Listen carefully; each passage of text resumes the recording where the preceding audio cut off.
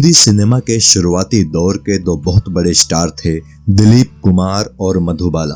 दोनों पर ही लाखों लोग फिदा थे।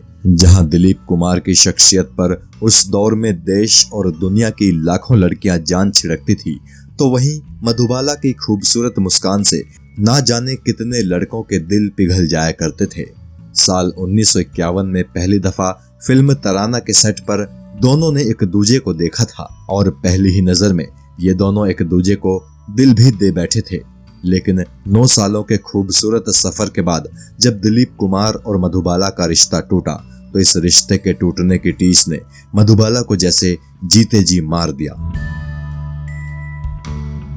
किस्सा टीवी आज आपको दिलीप कुमार और मधुबाला की लव स्टोरी से रूबरू कराएगा। हम जानेंगे कि क्यों दिलीप कुमार ने अदालत में मधुबाला के खिलाफ गवाही दी, जिससे ये रिश्ता खत्म हो गया, और आखिर क्यों दिलीप कुमार को इस बात का कभी अफसोस नहीं हुआ कि उन्होंने अपनी ही मोहब्बत के खिलाफ अदालत में गवाही दी। फिल्म तराना के सेट पर मधुबाला ने जब दिलीप कुमार को देखा था, तो वो उनकी शख्सियत पर बेहद फिदा हुई थी। शर्मीले दिलीप कुमार का हर अंदाज उन्हें बेहद पसंद आ रहा था।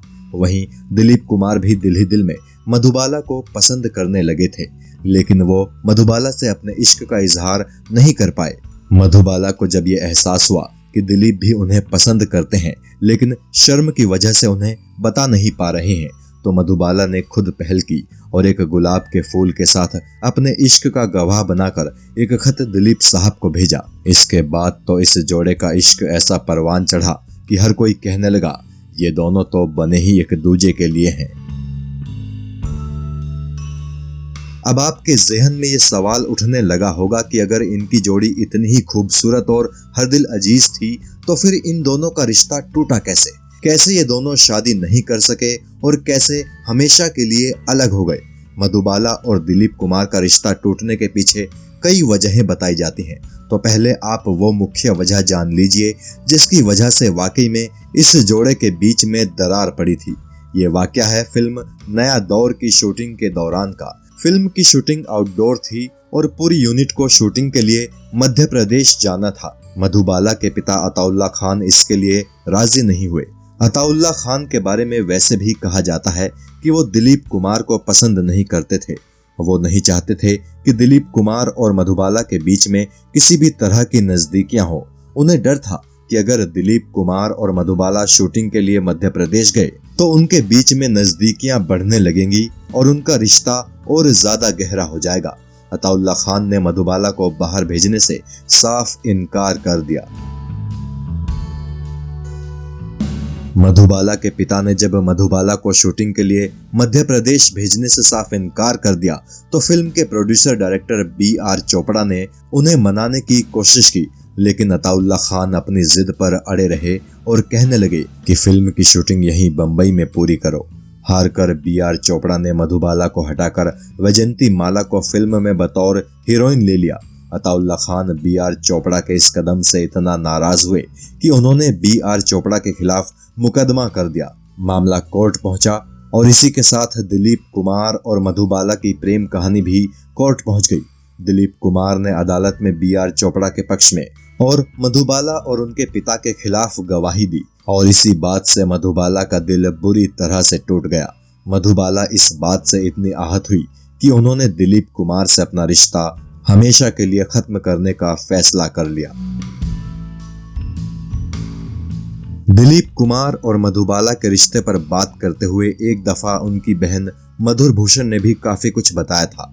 मधुर ने कहा था, मेरे अब्बा को दिलीप भाईजान और मधु आपा का रिश्ता टूटने का जिम्मेदार बताया जाता है, लेकिन ये सरासर गलत है।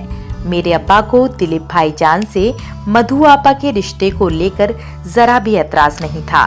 एक दफा तो खुद दिलीप भाई की बड़ी बहन चुन्नी लेकर हमारे घर आई थी और दिलीप भाई और मधु आपा का रिश्ता तय करके गई थी। खुद दिलीप भाई कई दफा हमारे घर आया करते थे। उन्होंने तो मुझे स्कूल ड्रेस में भी देखा था। दिलीप भाई हमेशा हम बच्चों से बड़ी ही तमीज से बात किया करते थे। वो हमें आप कहकर पुकारते थे। दिलीप भाई और मधु आपा अक्सर लॉन्ग ड्राइव पर जाते थे। कई दफा तो वो दोनों हमारे घर पर ही घंटों बैठकर बातें किया करते थे। सच कहूँ तो दिलीप भाई और मधु आपा को देखकर लगता था कि ये दोनों बने ही एक दूसरे के लिए हैं। मेरे अब्बा को ऐतराज था तो सिर्फ इस बात का कि नया दौर की आउटडोर शूटिंग के लिए मध्य प्रदेश में जिस जगह को चुना गया था वो उन्हें पसंद नहीं आ रही थी। उनकी फिक्र भी जायज थी। नया दौर से पहले उसी लोकेशन पर एक्ट्रेस ज़बीन जलील एक फिल्म की शूटिंग के लिए गई थी। वहां एक भीड़ ने उन पर हमला कर दिया था और उनके कपड़े तक फाड़ दिए थे। मेरे अब्बा पर आरोप लगाया गया कि वो मधु आपा को शूटिंग के लिए बाहर नहीं जाने देते, जबकि मधु आपा महाबलेश्वर, हैदराबाद और दूसरी जगहों पर शूटिंग के लिए जा चुकी थी। मेरे अब्बा का कहना था कि लोकेशन अगर बदल दी जाए तो फिर उन्हें और कोई ऐतराज नहीं है। दिलीप भाई ने अदालत में मेरे अब्बा को तानाशाह कहा और पीआर चोपड़ा का पक्ष लिया। यहीं से उनके और मधु आपा के बीच दरारें पड़ गई थी। मधु आपा को बेहद बुरा लगा था क्योंकि वो पापा को अच्छी तरह से जानती थी। अदालत की उस घटना के बाद मधु आपा ने दिलीप भाई के साथ रिश्ता फिर से सुधारने की कोशिश की थी। उन्होंने दिलीप भाई से कहा था कि तुम बस एक बार अब्बा से माफी मांग लो या कम से कम उन्हें गले लगा लो, लेकिन दिलीप भाई नहीं माने और इस तरह दिलीप भाई और मधु आपा का रिश्ता खत्म हो गया। बल्कि मैं तो ये कहूंगी कि दिलीप भाई की जिद की वजह से 9 साल पुराना उनका और मधु आपा का रिश्ता हमेशा के लिए खत्म हो गया। मधुबाला और अपने रिश्ते के बारे में दिलीप कुमार ने भी अपनी autobiography Dilip Kumar the substance and the shadow में बात की है। दिलीप कुमार ने बताया, मैं और मधुबाला शायद साथ होते, लेकिन उनके अब्बा अताउल्ला खान की महत्वाकांक्षा हमारे रिश्ते पर भारी पड़ी। दरअसल मधुबाला के पिता की खुद की भी फिल्म प्रोडक्शन कंपनी थी। हम दोनों के रिश्ते से वो इसलिए खुश थे क्योंकि उन्हें दिख रहा था कि अब उनके पास जल्द ही 2 बहुत बड़े स्टार होंगे, लेकिन मैं नहीं चाहता था कि कोई मेरे करियर को अपने हिसाब से चलाए। ये बात सच है कि मैं मधु को बेहद पसंद करता था, एक कलाकार के तौर पर भी और एक इंसान के तौर पर भी। मधु बेहद उत्साही और जिंदा दिल इंसान थी। मुगले आजम की शूटिंग जब शुरू हुई थी तब हम दोनों का रिश्ता बहुत अच्छा चल रहा था, लेकिन उस फिल्म की शूटिंग बेहिसाब लंबी चली।